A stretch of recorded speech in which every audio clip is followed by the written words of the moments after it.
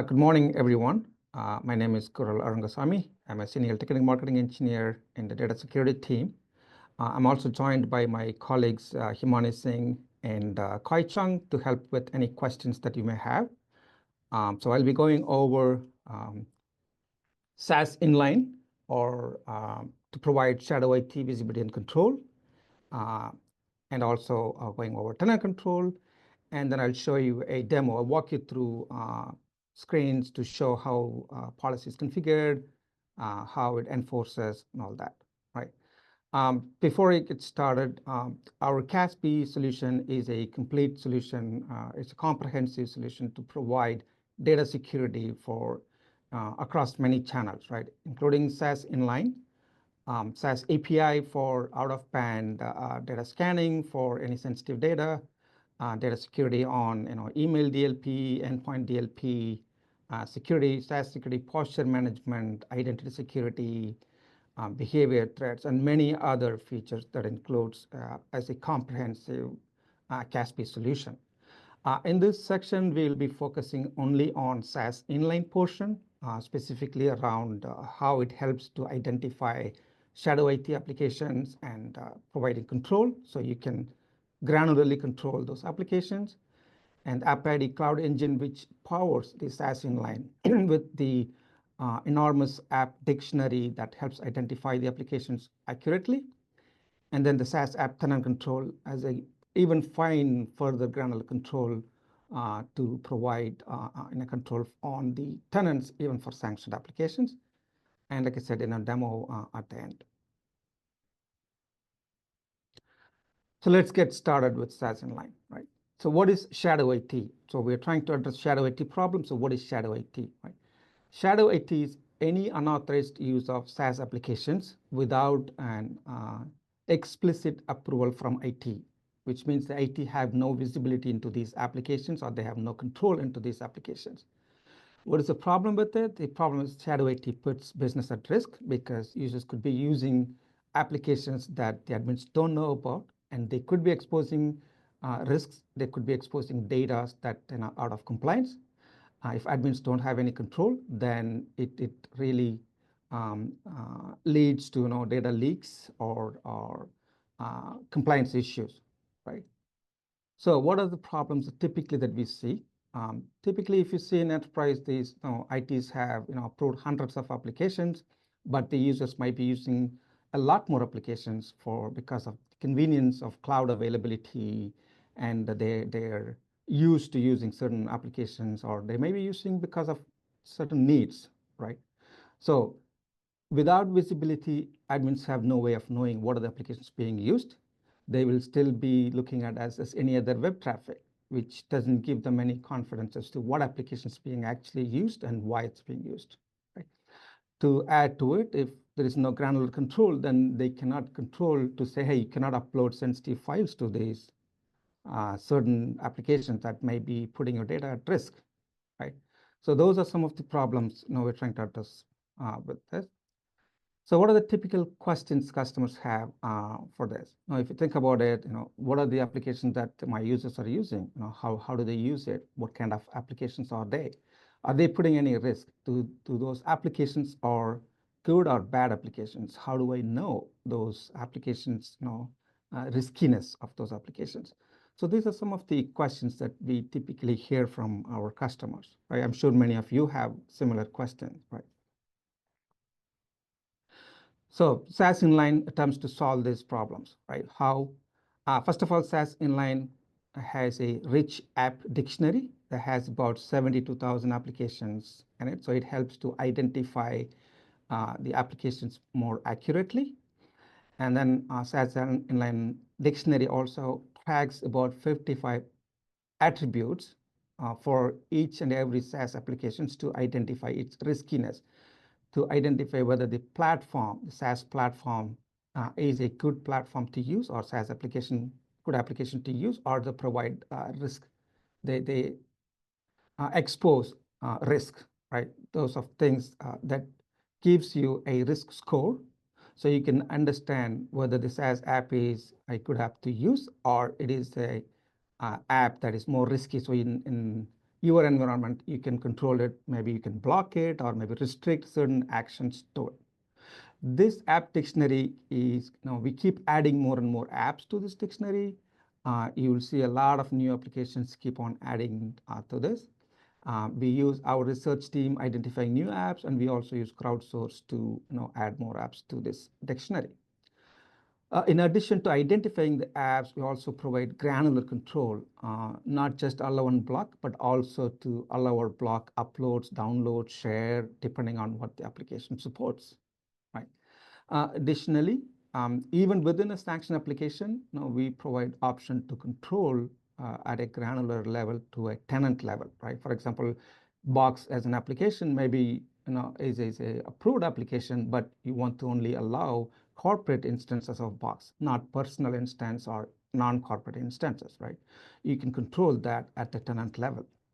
And then finally, we also ensure there is no data leak. We also provide an option for you to inspect for data leaks, sensitive data, and then prevent data leaks to the sanctioned applications or allowed applications. So here are the key use cases we are trying to solve with the SaaS inline. Like I said, discovery of shadow IT. That's the main function. So we give you accurate visibility into all the applications that's being used. And then we also provide the risk score of each of these applications so you can understand how risky or how safe the applications to use in your environment. And then granular control, so you can control these applications as to whether you want to allow block. And then we also allow, provide a data leakage prevention so you can ensure that there is no data leak even for the allowed applications, right? Okay, so here are some of the key features that are listed out. I'm not going to go over each one of them, but there are a couple of things I wanted to point out is we have provided a way to tag this application so you can, by quickly looking at it, you can understand which are the ones that are sanctioned or unsanctioned or tolerated in your environment. So you can configure policies differently for it. Or you can also configure your own custom tagging, maybe for research or maybe for certain users, certain type of applications that you still want to allow. So you can, for any reason, you can define your own tags for these applications and then use them in a policy to control however you want. Additionally, we also provide user group and Active Directory groups based policies. We also have integration through our CIE, our Cloud Identity Engine, that provides a common infrastructure for bringing all the identity and also provides a dynamic user group way of configuring groups. So that allows for dynamically changing a policy for a user based off his user behavior and user risk. Right? We also have a device risk-based policy, device posture-based policy that identifies whether a device is a managed or unmanaged device and then provide policy. While walking through the policy, I'll show you these options, then you can see it. And then finally, the policy recommendation. When you create a policy recommendation, it is the same common policy recommendation that you can push it to Prisma Access or Panorama managed firewalls, right? So it's the same policy you create once and then use it across different channels. Additional to the application tagging, we also support the tenant type tagging. So you can configure tenant types to be corporate tenants, personal tenants, or non-corporate, different tenants that you want to allow, maybe a partner or other tenants that you want to configure differently, so you can configure a tag for it. And then for tenant level control, we have even further granular control to allow or create, delete, things like that. So I'll show you that also in the policy as we walk through. So here is a quick view of the architecture from a visibility standpoint, right? When a firewall receives this traffic, all traffic that goes through the firewall, that's what we call it inline traffic. So those firewall logs, the specific traffic logs are sent to our Strata logging service, previously known as CDL or Cortex Data Lake. Now it's called the Strata logging service. So when these logs sent to SLS, SaaS engine runs a discovery from these logs on a daily basis to identify the newly discovered applications and show in the dashboard. admins can use this to create policies for it, right? How do they create policies?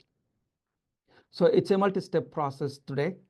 So the way it works is when a traffic log sent to SLS, SaaS identifies new applications and then show in SaaS discovered applications dashboard.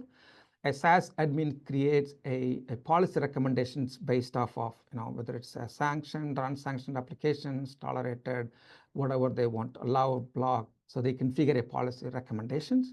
The policy recommendations are sent to Prisma Access or to Panorama for enforcement. So at that point, the security admin imports this policy into a security policy, right? That's how once the SaaS admin writes a policy recommendation, it gets enforced as a SaaS security policy once the security admin imports them into a policy and pushes the config to the device. So the second component is the enforcement aspect of it, right? The AppID Cloud Engine is the main component that powers the SaaS inline, like I mentioned before. There are two components to it. One is the AppID catalog, which includes the metadata of all the applications. And then the second is the data plane connection that actually identifies the application. So the way it works is, let's say when applications are discovered as a web browsing or SSL traffic, selectively we send payload to our ACE engine. So ACE engine, based off of the payload, it identifies whether the application is a known application from the cloud engine, right? The cloud engine, once it identifies, then it lets the Panorama firewall know that it is a known application. Then the firewall can request a signature for that application and then starts enforcing from that point on, right? The reason I'm showing this is because the firewall initially only has about 4,000 applications that's coming as part of the content ID, content applications, right? The rest of the applications are identified as web browsing normally. And once the firewall forwards the payload and applications accurately identified, then from that point on, firewall enforces for that particular application, right? So not only the 4,000 application that comes up initially, but with the ACE, the firewall is suddenly capable of detecting over 70,000 applications and more accurately and enforcing policy on it. So just want to quickly show the two connections that the firewall makes. And Panorama also makes this first connection. This is the management plane connection to ACE to download the application catalog. This includes the application metadata. The reason for this is once the application catalog is downloaded, now you can write policies for it, right? When you go create a security policy, now these applications are available. Even before the firewall sees these applications, you can write policies for it to be ready. Right? And then the second connection, like I said, is the firewall makes a connection to the content cloud service. This is where the payload is forwarded to initially when the application is not identified. This is important to know because since we forward the payload, you need to ensure that you're selecting the correct region for this, right? So here are some points that I wanted to bring it up to say to show why is it important to know. First of all, so more apps identified. This was identified as web browsing or SSL before. Now all of a sudden you have visibility into 70,000 applications. So the applications are more accurately identified, right? It's not only the application's name, but also the category and also the risks associated with the application is more accurately identified. To do that, we selectively forward to the cloud, which means you will see some traffic going to Palo Alto Networks cloud until the applications are identified. And so you have to ensure that correct region is selected. So we support 3 regions, US, EU, and APAC. By default, this is selected based off of your logging service. It's automatically selected. But if in case you need to change it, then you can change it through this. I'll also show in the product in a minute. The third thing I wanted to bring out is when you turn on SaaS inline and then all of a sudden you have 70,000 applications, you don't want to start enforcing immediately to exact application because you may not have a policy for it. So for smooth transition, what we do is we don't do a strict enforcement, which means the app will either match on an explicit policy that has this app, or it'll simply match on the web browsing SSL like before you turned on SaaS Inline. And then you can use Policy Optimizer to identify the applications that are matching on a particular policy and then start creating policies. Once you start moving the applications to its correct policy, then you can turn on a strict enforcement. Once you have strict enforcement on, then the app will be allowed only if there is an explicit policy that matches on it, right? When you turn on SaaS inline, there's also an possibility of unintended rule consequences, which is the default non-strict enforcement applies only to the application name. So if you have used application filter or application groups in your policies, then there is a possibility of the new application belonging to that one of those filter or groups. And it may allow or get allowed or blocked based off of what that filter or groups configured with, right? So that's where the policy optimizer can be used to identify exactly what those applications are, and then you create policies. So you optimize your policies such that the applications are allowed or blocked based off of what your need is.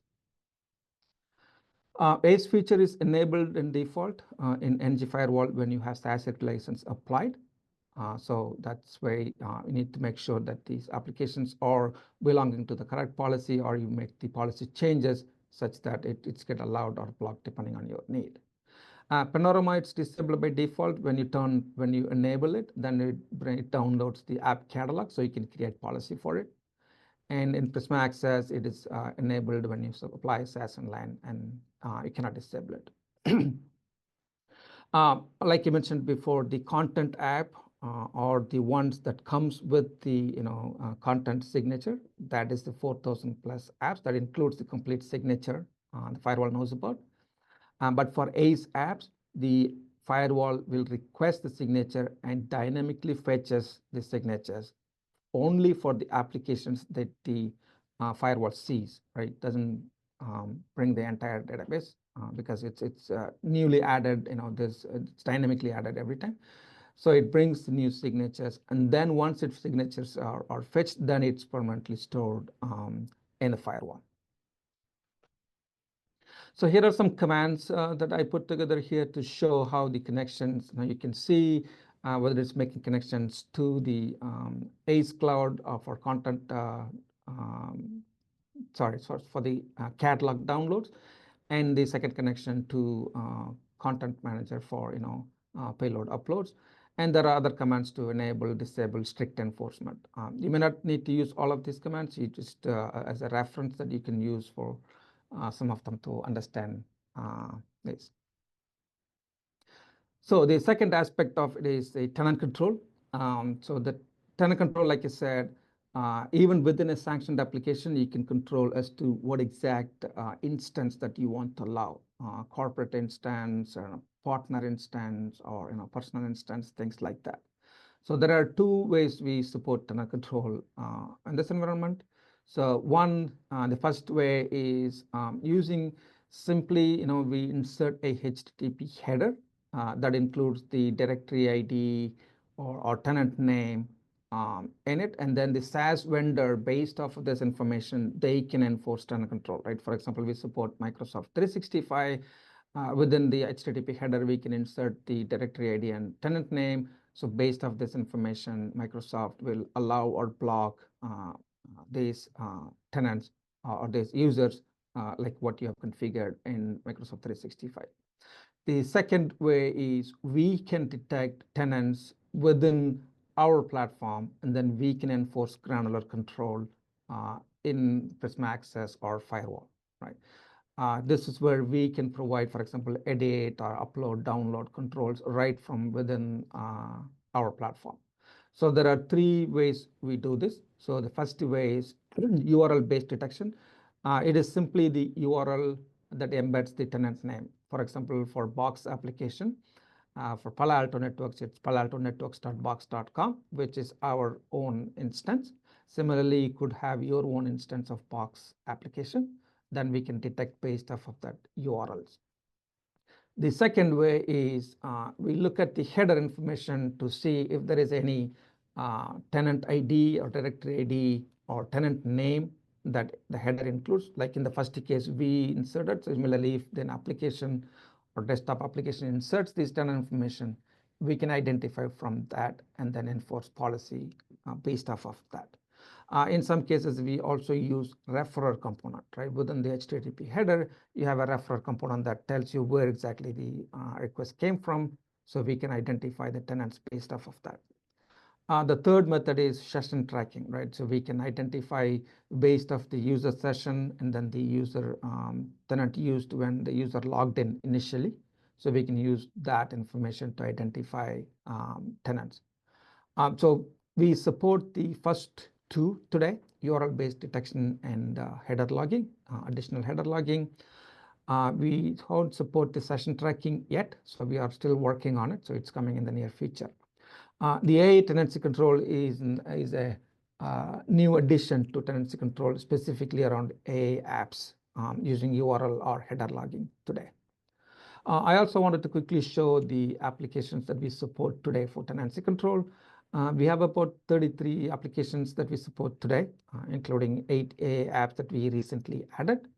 We have plans to support these other applications based off of their requirement in terms of what we need to identify to these tenants.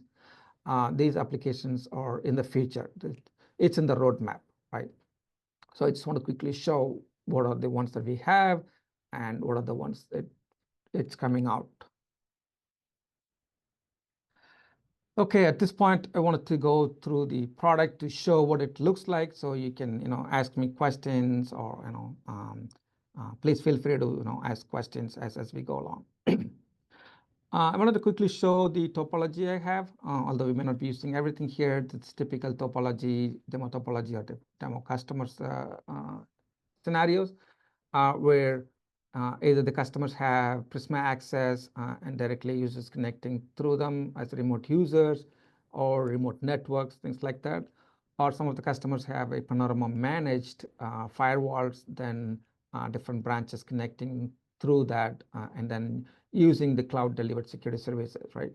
All our SaaS inline is cloud delivered security service. And then we also have an option of managing these firewalls directly from our Strata Cloud Manager, which is a cloud manager.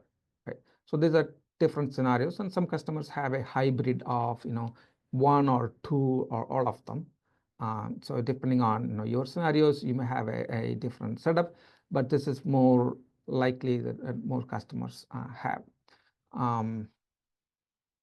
Okay, let's see if we can go to the tenant.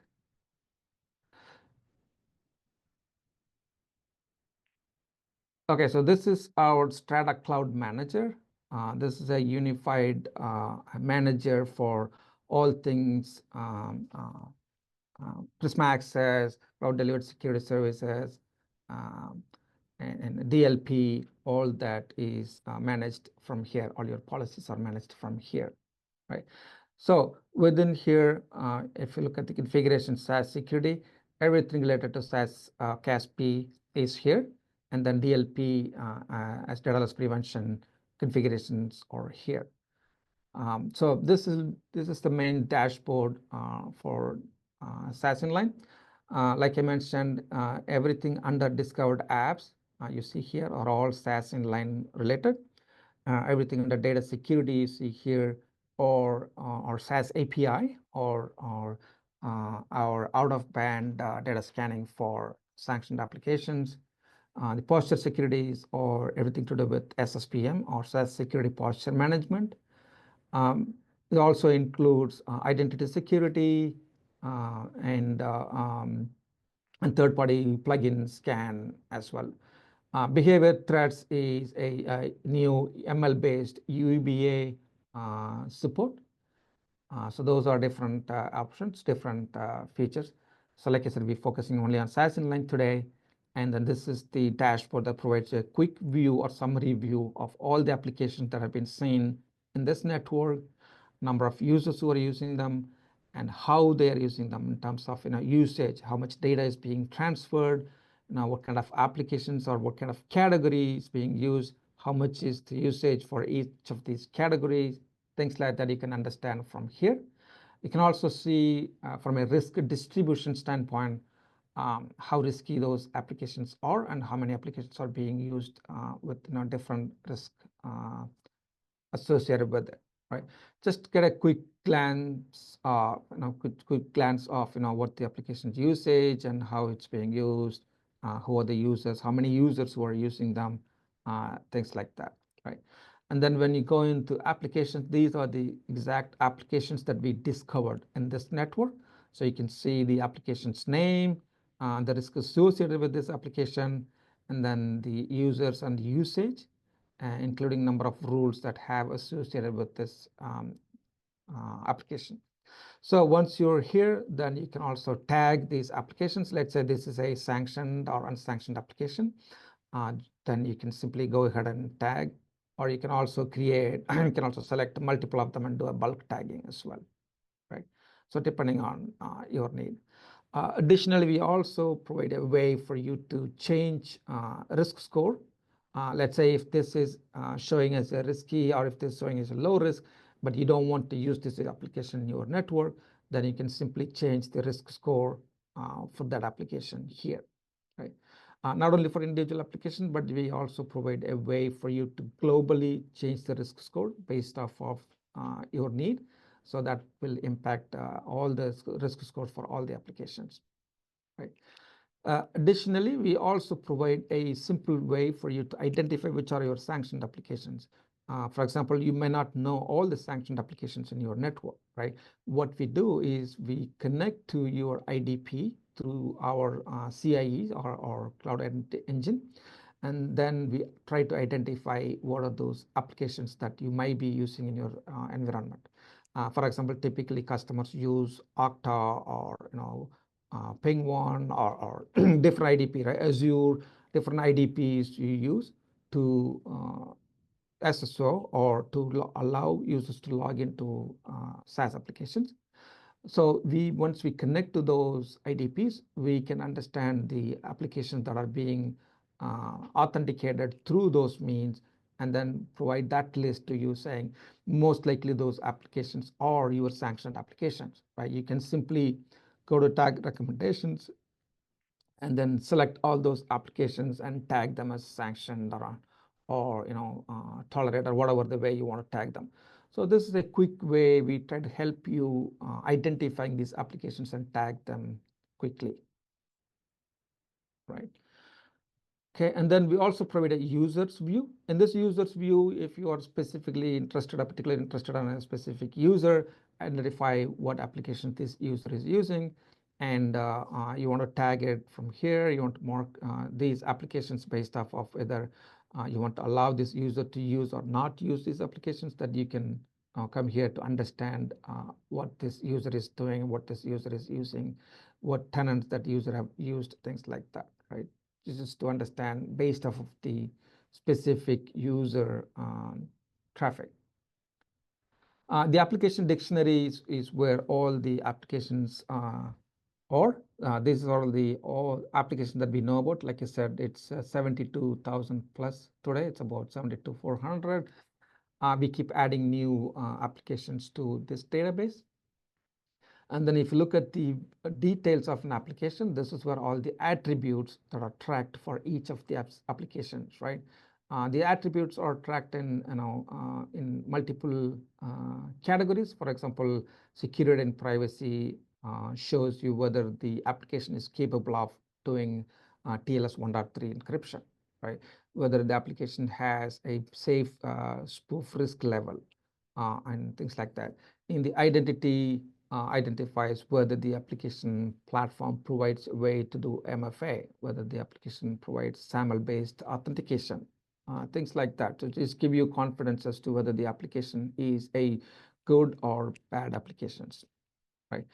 In terms of compliance, whether the application provider complies to these compliance requirements, whether they have a proper process in place to make sure they are compliant with, for example, GDPR or other SOC 2 compliance, things like that are important for certain industries, right? But these score is based off these attributes. This may not be applicable to all customers, right? Customers may think, oh, some of them are more important for me than others, right? So then you can change the weightage for those uh, attributes that you think are more important for you. So you can change the weightage such that this will impact the score generation or score for the applications. So that way you have more freedom in terms of how you want to score the applications based off of what your requirement is. So once you understand the application, the sanctioned or unsanctioned, then you can create policy for it, policy recommendations. When you create a policy recommendation, you have an option to create it at the application level or at the tenant level. Let's first look at the application level. Within the application level, so you have an option to select the applications by name or by tags that if you've configured in the previous step, or your custom tag, or based off of risk category, or you can simply look for all the applications that allows upload or download, things like that. These are the ways that you can filter and then select the applications that you want to allow or block in this case. The way SaaS policies work is it's slightly different from firewall, where it's an implicit allow. If you don't configure a policy, then the SaaS applications are allowed. You select the applications based off of your needs, and then you block specific activity, right? If you don't have a policy, then it follows the implicit allow, and then the application gets allowed. So in this case, you can select the activity based off of what the application supports. Some applications do not support all of them.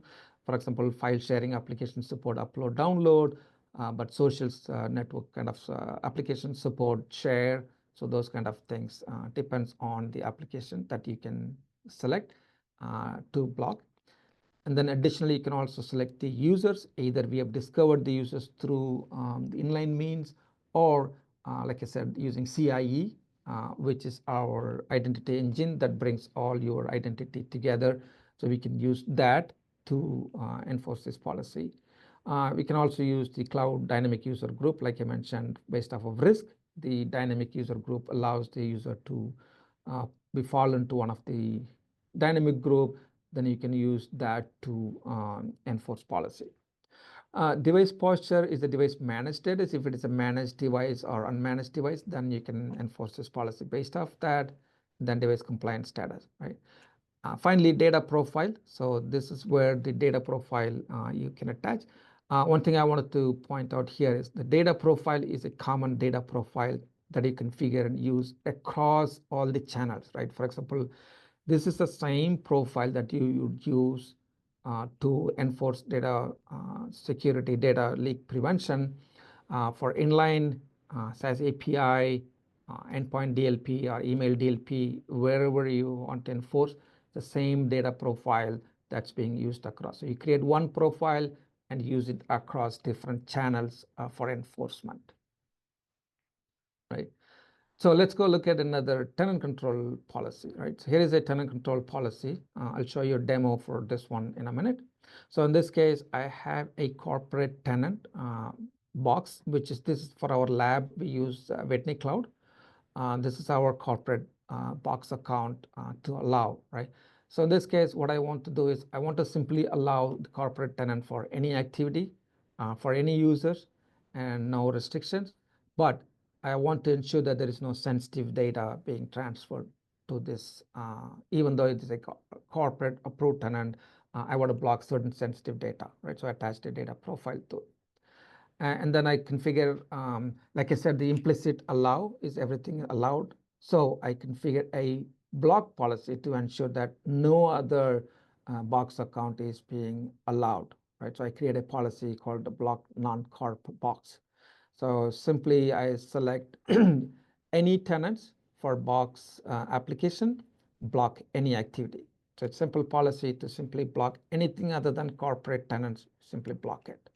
Right? So this is a policy for that. So once this policy is created, the policy gets imported to Prisma Access. Okay, before I go there, I just want to show you quickly the report. So the report is SaaS security reports. This provides a view of SaaS usage in your environment, including AI applications usage. So you can generate this report anytime you want and then look at the usage. So if I go to Prisma Access, for example, if I go, this will be web security in your case. So the policy recommendations is where the recommendation from SaaS policies downloaded. So from here, the admin can select, to import into the policies. Once the policy is imported into web security, then you will see the policy with the tag SaaS security recommended. This means this policy came from SaaS inline policy recommendations. Right? So here you can see the same policy I showed you, Corp Box WC. This is the same one I created. So this will create a custom application to allow this corporate box account. And then for all the other ones, it will block non-corporate ones, it will block. So that's this policy here. Similarly, if I go to a panorama, for example, so if you go panorama, the policy recommendation tab under panorama is where the actual policy comes down to. So once you sync the policy rules, you will see the same exact policy that I configured there. You'll see them here. SaaS Corp Box WC is the same one I showed you. Then you can simply select and import this into a security policy, right? Security policy you can define whether you want it under the shared or particular firewall groups that you want to enforce it to. So once you go here, then you will see the SaaS Corp Box WC. This is the same exact policy that I configured, and then it got imported, and you see that same tag here as well. So this shows it came from SaaS policy recommendation, right? Once you have the policy here, then you can configure it as a regular security policy, and then this will also bring down the custom application that it creates, right? Once you have panorama policy, then it gets imported into the firewall. So the same policy is imported from panorama here, corporate box account. And this also has a direct connection. If you want, then this also has the policy recommendation.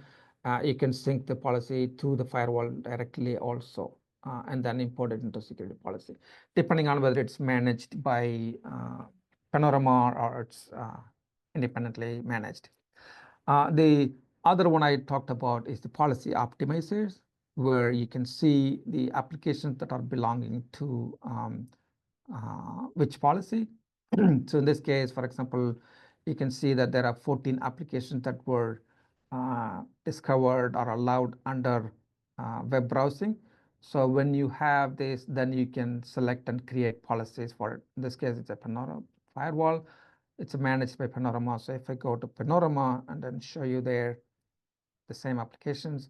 So here, let's say this is a new application that it's discovered, but it's belonging to web browsing. You want to create a separate policy for it. You can simply select and add to existing rule or create a new rule to ensure that all the applications seen under web browsing have a separate policy. Once you have that, then you can start enforcing the strict enforcement, right? Until then, you can leave the default, which allows the policy either part of specific policy that allows the application, or as part of the web browsing, it will be allowed. So let me go to my Windows client. So this is my Windows client that's connected to the tenant. Make sure it is connected. Yes. So now back to the tenant control demo, right? So here is a non-corporate tenant, right? Like I said, Whitney Cloud is the corporate tenant. Everything else should be blocked. So I'm trying to log into a non-corporate tenant account. So the application is blocked. It says in accordance with compliance policy, this application is blocked, right? So now let's say I try to log into a corporate account.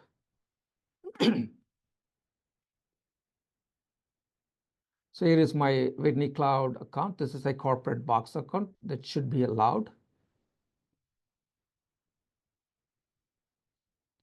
So I'm able to log into the box account. But even though I'm able to log in and able to work with this application, but I should be blocked from any sensitive data upload, right? So that's where I'm now. Let's say I'm trying to upload a sensitive data to this. As you can see, this also has a DLP end user notification configured. So it blocks when a sensitive data is trying to upload. So it gives you a message to notify that, hey, you're out of compliance, you're trying to upload a sensitive file. So it gets blocked. And so the user doesn't try to redo the same thing over and over again, not knowing what is happening, right? At least we give them a notification. So it's kind of like coaching the user, hey, you're going out of compliance by uploading some files that are sensitive to the company. So they know why it was blocked and they stop doing, or they understand the reason behind why it was blocked, right? So you can also customize this notification to provide exact message as to why it was blocked and what they can do. You can also give them a support link so they can go to the support portal to request exemption or create ticket, things like that. So this can be customized based on your need. Okay, so now back to the slides. So that's the demo. So you can see that not only the applications that we can block for unsanctioned and granular control for tolerated, we can also block based off of specific tenant instance, right? To that level, we can provide control. So that's the demo and walk through SaaS Inline. So like I said, SaaS Inline is one component of our complete CASB solution. SaaS Inline provides a inline traffic discovery of applications and provide granular control to ensure that you're allowing applications only the ones that you want to allow. The ones you don't want to allow, you identify the ones that are risky or the ones that are not supposed to be used in environment. You can simply configure as unsanctioned and block them. And then for the rest of them, you can configure as a tolerated, maybe allow the user to use them, but not to export or to upload files or things like that. You can control granular to make sure that the usage is within compliance, right? So that's a SaaS Inline use case and demo.